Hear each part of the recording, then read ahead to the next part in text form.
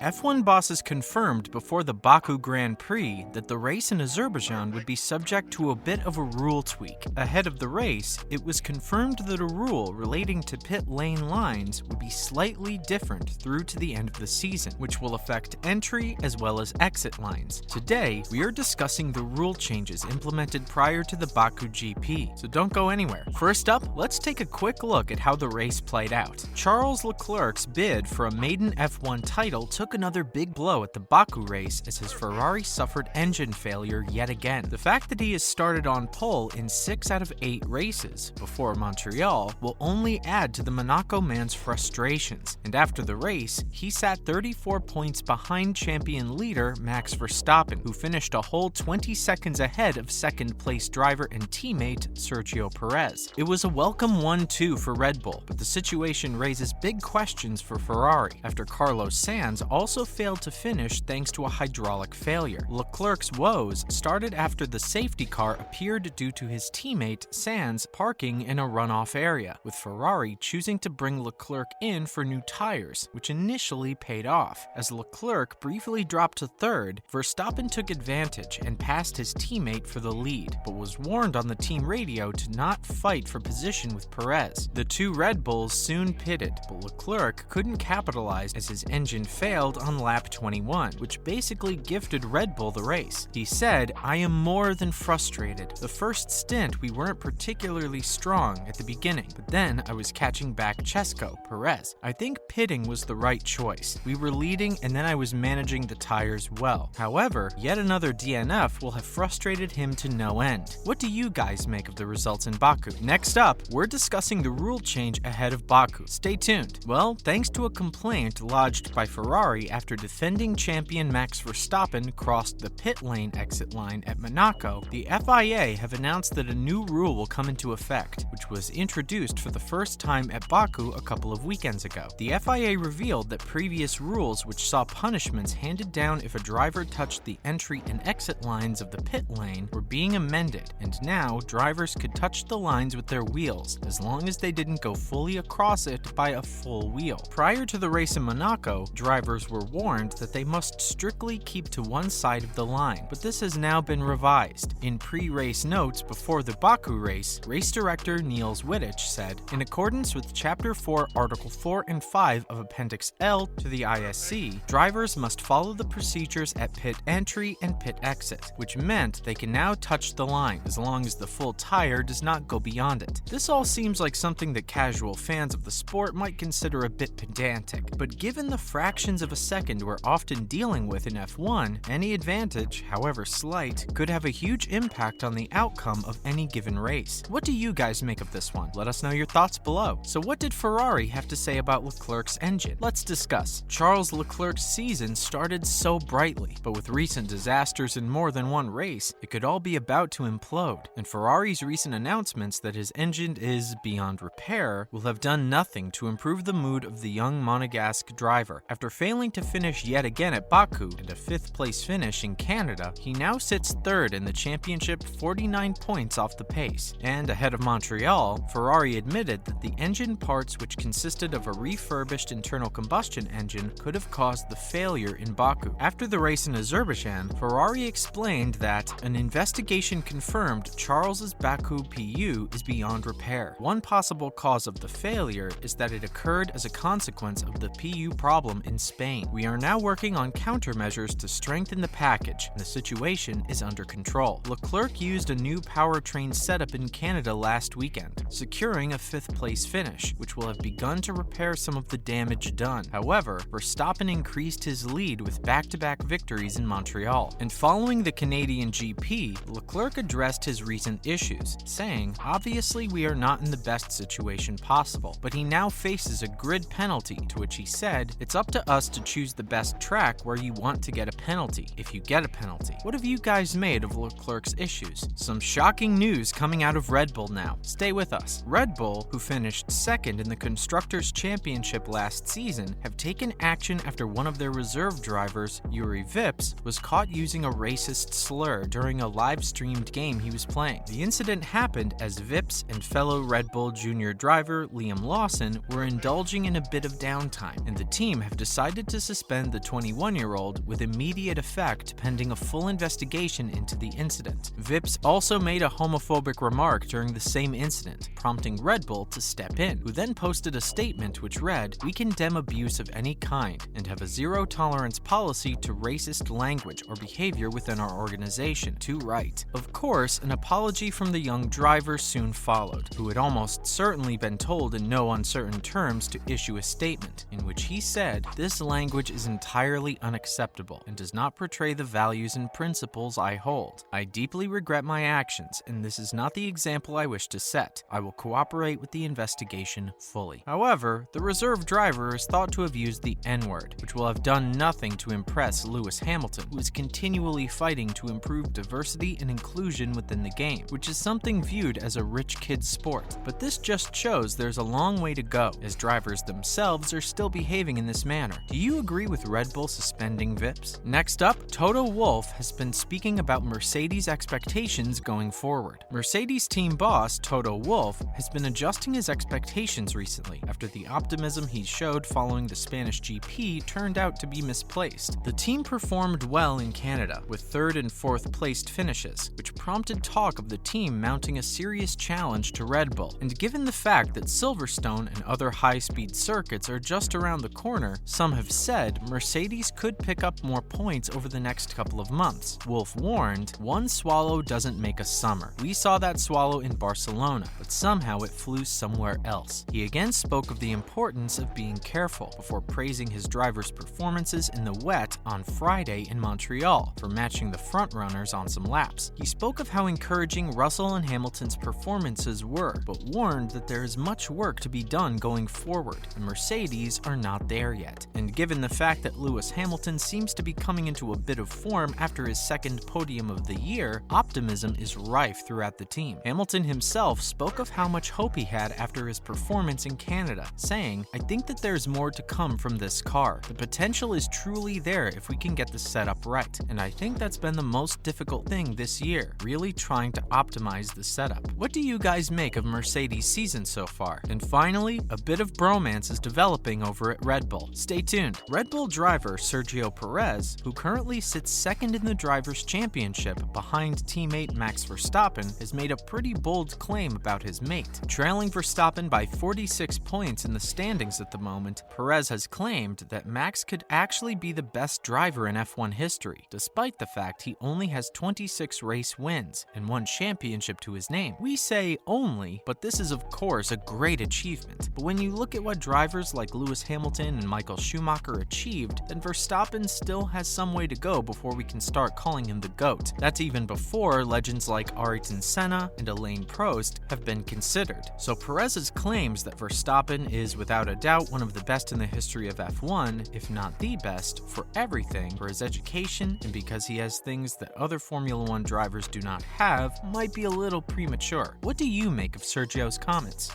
As always, thanks for stopping by today, and remember to join in again next time when we'll be discussing all sorts of interesting bits and pieces. And don't forget to subscribe to our channel so you don't miss out on any more great content in the future. Bye guys!